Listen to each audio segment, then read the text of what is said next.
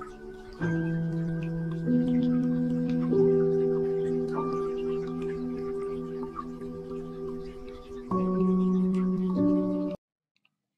Viewers, আসসালামু আলাইকুম। Welcome to my channel Pharmatech site. আজকে আমরা আলোচনা করব বেসিক্যালি ফার্মাসিউটিক্যালস এর ইউভি সিস্টেম নিয়ে। আমরা দেখব যে ইউভি ল্যাম্প কি, ইউভি ডিসইনফেকশন প্রসিডিউর কি, ইউভি ল্যাম্প কোথায় ইউজ হয়, ইউভি ডিজাইনের ক্ষেত্রে আসলে আমরা কি কি জিনিস কনসিডার করব, ইউভি ডোজ কি সেটা নিয়ে আলোচনা করব, এবং আমরা যারা ফার্মাসিউটিক্যালস ব্যাকগ্রাউন্ডে বেসিক্যালি ইঞ্জিনিয়ারিং প্রফেশনালে আছি তারা বোঝার চেষ্টা করব যে তো আমরা কথা না বাড়ি চলে যাই নেক্সট। তো শুরুতে বলি যে আসলে ইউভি সিস্টেমের ব্যবহার কি। ইউভি সিস্টেমের অনেক ব্যবহার আছে। ব্যবহার যদি বলি যে ওয়াটার সিস্টেমে অনেক ইউজ আছে, ফুড ইন্ডাস্ট্রিতে ইউভি ল্যাম্পের ব্যবহার আছে, মেডিকেল সায়েন্স ইউভি ল্যাম্পের ব্যবহার আছে, এয়ার পিউরিফিকেশনের ক্ষেত্রে ব্যবহার হয়, স্টেরিলাইজেশন প্রসেসের ক্ষেত্রে ইউভি ল্যাম্পের ব্যবহার হয়। তো সাধারণত আমরা বিভিন্ন ব্র্যান্ডের ইউভি ল্যাম্প ব্যবহার করে থাকি। যদি আমি কমন কিছু ইউভি ল্যাম্প আছে, অ্যাকুয়াফাইন, অ্যাকুয়াবেস্ট, হ্যানোভিয়া। হ্যানোভিয়া খুব common popular brand, USA brand, এবং এটা আমরা বিভিন্ন জায়গায় ইউজ করি। এছাড়াও আছে আমাদের ট্রোজান ইউভি আছে, ফ্লুইড স্মাইল আছে, বিট্রু ইউভি, এবং আরো অনেক ইউভি আছে, হাইফাইন। তাছাড়া অনেক ইউরোপিয়ান এবং ইউএসএ ব্র্যান্ডের অনেক ইউভি আমাদের আছে। তো ইউভি ল্যাম্প কি? ইউভি স্বাভাবিক বোঝা যাচ্ছে, ইউভি মানে আল্ট্রাভায়োলেট। আল্ট্রাভায়োলেট আমরা কেন বলি?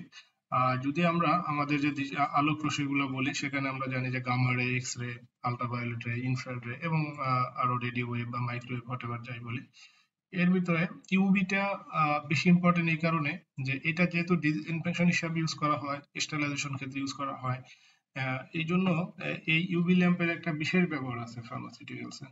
তো আমরা যদি দেখি যে ইউভি ল্যাম্পের ওয়েভলেন্থের বেসিস করে ইউভি ল্যাম্পটা আসলে ইউভিটাকে ভাগ করা হয়। ভ্যাকুয়াম ইউভি আছে, ইউভি এ, বি এবং ইউভি সি। তো বেসিক্যালি ইউভি সি যেটা, এটা ন্যানোমিটার 200 থেকে 280 ন্যানোমিটার শর্ট ওয়েভলেন্থ। এবং এখানে আমরা ইউভি জার্মোসাইটাল ল্যাম্পটা মূলত এখানে ইউজ করা হয়, যেটা ওয়েভলেন্থ 254 ন্যানোমিটার। অর্থাৎ যদি আমরা ইউভিসি দেখি, দেখবেন যে এই ওয়েভলেন্থের ইন্টেন্সিটিটা 254 ন্যানোমিটার যেখানে সর্বোচ্চ পিক। দ্যাটস ওয়াই এখানে আমাদের অনেকেরই ধারণা যে আসলে আমি ইউভিএ, বি, সি কেন সি ইউজ করি। সি ইউজ করার বেসিক্যালি একটা উদ্দেশ্য, সেটা হলো যে এটা শর্ট ওয়েভলেন্থ, এবং এই ওয়েভলেন্থে 254 ন্যানোমিটারের কাছে এর পিকটা সর্বোচ্চ পাওয়া যায়। দ্যাটস ওয়াই আসলে আমরা আল্ট্রাভায়োলেট রেটা আমরা ইউজ করি। কমন কিছু ব্যাকটেরিয়া আছে, যেমন আমরা জানি স্যালমোনেলা, ইকোলি। এইগুলার ক্ষেত্রে আসলে খুবই মারাত্মক। যেমন স্যালমোনেলা যদি হয়, দেন টাইফয়েড ফিভার হতে পারে। যদি আমরা ইকোলি বলি, এটার ক্ষেত্রে আমাদের বিভিন্ন রকম জ্বর হয়, হ্যাঁ, গ্যাস্ট্রাল এন্টারাল ডিজিজ হতে পারে। ভাইরাস যদি থেকে থাকে কখনো, সেই ভাইরাসের কারণে আমাদের হেপাটাইটিস অনেক সময় হয়, পোলিও হয়। এই যে আমাদের ব্যাকটেরিয়া, ভাইরাস বা প্যারাসাইট, এইটাকে কিল করার জন্যই মূলত আমরা ডিসইনফেকশন হিসাবে ইউভি ল্যাম্প ব্যবহার করি। এখন কোশ্চেন আসলো যে এই ব্যাকটেরিয়া, ভাইরাস বা প্যারাসাইট থাকে কোথায়? এটা তো আমার এয়ারও থাকতে পারে, কিংবা আমার ওয়াটারও থাকতে পারে। তো যেহেতু আমি এখানে ওয়াটার নিয়ে আলোচনা করতেছি, আমি ধরে নিচ্ছি যে ওয়াটারে ব্যাকটেরিয়া বা ভাইরাস থাকবে। এইটাকে কিল করার জন্য আমরা দেখতে কিল হয়, এই জন্য বেসিক্যালি আমরা ইউভি ল্যাম্প ব্যবহার করি। তো কমন একটা ইউভির কি কি প্যারামিটার থাকে?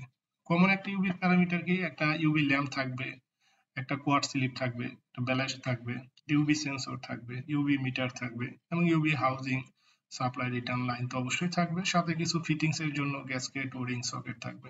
তো এখানে একটা কমন ইউভি সিস্টেম যদি আপনারা দেখেন, এখানে যদি আমি বলি যে এটা দেখেন ইউভি ল্যাম্পটা, ইউভি যে ল্যাম্প বা ভাল্ব যেটা ওইটা আছে, আর এই যে সাদা অংশ যেটা দেখতে পাচ্ছেন, এটা কোয়ার্টজ স্লিপ। অর্থাৎ কোয়ার্টজ স্লিপ আর একটা ইউভি ল্যাম্পের মতো, যেটা একটা টিউব, এই টিউবের ভিতরে আমার থাকবে ইউভি ল্যাম্পটা থাকবে।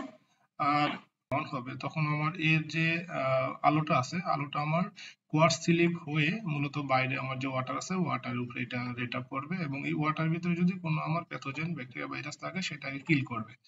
এটা নরমালি আমাদের, এবং আমাদের কি পরিমাণ ইউভির যে ইন্টেন্সিটি আছে সেটা আমরা মেজার করার জন্য নরমালি একটা ইউভি সেন্সর থাকে, একটা মিটার থাকে, ওখান থেকে আমরা দেখতে পারি। ন্যানোমিটারের ওয়েভলেন্থের ইউভি ল্যাম্প ব্যবহার করা হয় বেসিক্যালি ডিসইনফেকশনের জন্য, আমি আগে বলেছি। যদি আমরা একটু দেখি, দেখেন special low pressure mercury vapour lamp produce ultraviolet radiation at 254 nanometre, the optimal wavelength for disinfection. অর্থাৎ ডিসইনফেকশনের জন্য যেখানে সর্বোচ্চ অপটিমাল ওয়েভলেন্থ সেটা হলো 254 ন্যানোমিটার। এই 254 ন্যানোমিটারের আপনার লো প্রেসার মার্কারি ল্যাম্প ইউজ করলে এটা পাওয়া যায়। এই জন্যই মূলত আমরা 254 ন্যানোমিটারের ইউভি ল্যাম্প ইউজ করি। Mercury lamp have a very strong ultraviolet emission at the 251 nanometer wavelength. Energy at this wavelength is very effective at disrupting ribonucleic acid recombination in microorganism. আমি যদি বলি ইউভি ল্যাম্প কিভাবে কাজ করে, এটাকে যদি আমি একটা ব্যাকটেরিয়া বলি, এই ব্যাকটেরিয়ার ক্ষেত্রে দেখেন অবশ্যই তার একটা সেল আছে। তো যখন আমার ইউভি লাইটটা এর গায়ের রে আকারে পড়বে, তখন এর যে সেলগুলো আছে বেসিক্যালি এর সেলগুলো ড্যামেজ হয়ে যাবে। আর ড্যামেজ হয়ে যাওয়ার অর্থ হলো এখানে যে আমার এই যে লাইভ জীবাণু যেটা, সেই জীবাণুর যে ডিএনএ আছে, ডিএনএটাকে মূলত ও চেঞ্জ করে দেয়, অর্থাৎ অল্টার করে দেয়। যদি ডিএনএটাকেই চেঞ্জ হয়ে যায় তাহলে সে স্বাভাবিকভাবে ইনঅ্যাক্টিভ হয়ে যাবে। ওই কনসেপ্ট থেকে বলা হয় মাইক্রো অর্গানিজম আর inactivated and unable to produce or unable to reproduce or infect. অর্থাৎ সে যেহেতু আমি এর ডিএনএটাকে চেঞ্জ করে দিচ্ছি, সেক্ষেত্রে যেহেতু ডিএনএ চেঞ্জ হয়ে গেছে, সো সে আর নতুন করে আসলে আর কিছু প্রডিউস করতে পারবে না। এই কনসেপ্টই মূলত ইউভি ল্যাম্পটা কাজ করে। ইউভি ডোজের ক্ষেত্রে আমরা কিছু জিনিস জানি। ইউভি ডোজটা কি? ইউভি ডোজটা বেসিক্যালি হলো যে কোয়ান্টিটি অফ সেল ইনঅ্যাক্টিভেশন। আপনি কি পরিমাণ ইউভি ডোজ দিচ্ছি আর আমার কি পরিমাণ ব্যাকটেরিয়া ভাইরাসের সেলটা ইনঅ্যাক্টিভ হচ্ছে, এইটাই মূলত ডোজ। তো ডোজের ক্যালকুলেশন হলো যে UV intensity into retention time. যে পরিমাণ ইউভি ইন্টেন্সিটি আমার লাইটের আছে এবং সেটা পানির ভিতরে কত সময় ধরে সে পানিটা ওই ইউভি রের সারফেসে আসতেছে, এইটাকে ক্যালকুলেশন করলে আমরা মূলত ইউভি ডোজ পেয়ে থাকি। তো ইউভি ডোজটা দেখেন, যদি আমরা পেতে চাই আমাদের বেশ কিছু বিষয়ের উপরে কনসিডারেশনে নিয়ে আসতে হবে। যেমন ল্যাম্পের আউটপুট, আমি কি 40 ওয়াটের ল্যাম্প দিব না 60 ওয়াটের ল্যাম্প দিব নাকি 30 ওয়াটের ল্যাম্প দিব না 36 ওয়াট দিব, এর উপরে বেসিস করে কিন্তু আমার ইউভি ডোজ ইন্টেন্সিটি কম বেশি হবে। ল্যাম্পের এজ, আমি পরে দেখাবো আসলে কতদিন পর ল্যাম্প চেঞ্জ করতে হবে। একটা নতুন ল্যাম্পের যে পরিমাণ ইন্টেন্সিটি থাকবে, স্বাভাবিকভাবে এটা যখন আপনার 1 ইয়ার্স হয়ে যাবে কিংবা 6 মান্থ হয়ে যাবে, তখন কিন্তু এর ইন্টেন্সিটি কমে যাবে। দ্যাটস হোয়াই এটা ল্যাম্পের এজের উপরে ইন্টেন্সিটি একটা ইম্পর্টেন্ট ফ্যাক্টর। এরপর কোয়ার্টজ স্লিপ, কোয়ার্টজ স্লিপটা খুবই ইম্পর্টেন্ট, কারণ কোয়ার্টজ স্লিপের আমি ল্যাম্পে যে আলো দিচ্ছে সেই আলোটা কিন্তু কোয়ার্টজ স্লিপকে বেদ করে বাইরে এসে আপনাকে ব্যাকটেরিয়া ভাইরাসকে কিল করছে। সো কোয়ার্টজ স্লিপটা অলওয়েজ নিট অ্যান্ড ক্লিন রাখতে হবে, যাতে করে আমার যে আলোটা আছে সেটা ইজিলি ট্রান্সমিট হতে পারে। আর ওয়াটার কোয়ালিটি তো ডেফিনেটলি এটা তো আপনাকে রাখতে হবে, কারণ ওয়াটার কোয়ালিটিতে যত বেশি আমরা কোয়ালিটি খারাপ হবে, সে তো আমার ইউভি ডোজের ইন্টেন্সিটিটাও অতটাই কমে যাবে। তো এটা আমার জন্য খুবই ইম্পর্টেন্ট একটা ফ্যাক্টর।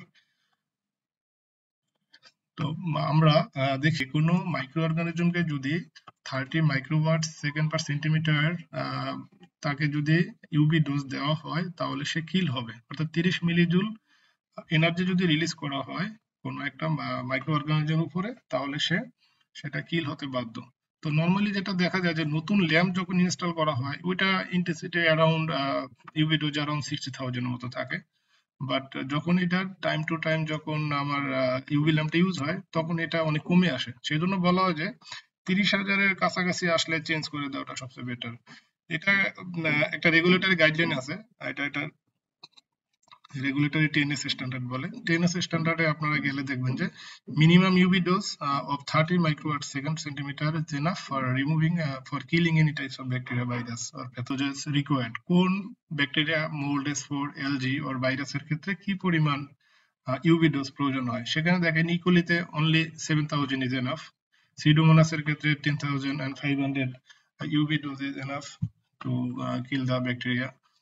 সিমিলারলি অন্যান্য প্যাথোজেনের ক্ষেত্রেও এখানে একটা দেওয়া আছে যে এই পরিমাণ ইউভি ডোজ হলে সেটা কিল হবে। এটা একটা কনভেনশনাল ইউভি আওয়ার মিটার এবং একটা ইন্টেন্সিটি মনিটর। এখানেও দেখেন টিএনএস স্ট্যান্ডার্ড সুন্দর মতো বলে দিয়েছে যে UV radiation doses not less than 30,000 microwatt centimeter 30,000 microwatt Siemens per centimeter may be used after adjustment for maximum tube fouling, lamp output reduction after 8760 hours of operation and other energy absorption losses. অর্থাৎ যদি আমি ল্যাম্পের fouling ফ্যাক্টরও চিন্তা করি এবং আমি যে একটা নির্দিষ্ট টাইমের পর চিন্তা করি, সে আমি এটা 1 বছর কিংবা 8760 ঘন্টা পরেও আমার কি পরিমাণ এনার্জি থাকবে সেটা যদি আমার 30,000 থাকে তাহলে আমার এনাফ যে ব্যাকটেরিয়া ভাইরাস কিল করার জন্য। আর এটা একটা আওয়ার মিটার যেখান থেকে আমরা টাইমিংটা মনিটর করতে পারি। এখন আমরা চলে যাব যে ইউভি ডিজাইন ফ্যাক্টরের ক্ষেত্রে আসলে আমরা কিভাবে একটা ইউভি ডিজাইন নিয়ে চিন্তা করতে পারি। সেক্ষেত্রে ইউভি ডিজাইনের ক্ষেত্রে আমি শুরুতে বলেছি যে একটা টিএনএস স্ট্যান্ডার্ড যেটা আছে সেটা মেনটেন করতে হবে। ইউভি ল্যাম্পের এইজিং ফ্যাক্টর অর্থাৎ এন্ড অফ ইউজফুল লাইফ, যে যদি কোনো একটা ইউভি ল্যাম্প ম্যানুফ্যাকচারার বলে যে এটা 9000 ঘন্টা চলবে তাহলে আমরা সেটাকে ম্যাক্সিমাম 85% or 88% কে ধরে ডিজাইন করাটা সবচেয়ে ভালো। এবং কোয়ার্ট স্লিপ যেটা সেটারও ফাউলিং ফ্যাক্টর চিন্তা করতে হবে। ইউজুয়ালি কোয়ার্ট স্লিপটা আমরা 1 বছরে চেঞ্জ করি না। বেটার যে ইউভি ল্যাম্পের আউটপুটটা ভালো পাওয়া যাবে এবং result in number of UV lamp অর্থাৎ সর্বশেষ আমরা কতগুলো ইউভি ল্যাম্প দিব। আপনারা দেখবেন যে কোনো ইউভিতে 2টা ইউভি ল্যাম্প আছে, কোথাও 4টা, কোথাও 3টা, কোথাও 1টা। এটা ডিপেন্ড করে আমরা অনেকগুলো ফ্যাক্টর উপরে।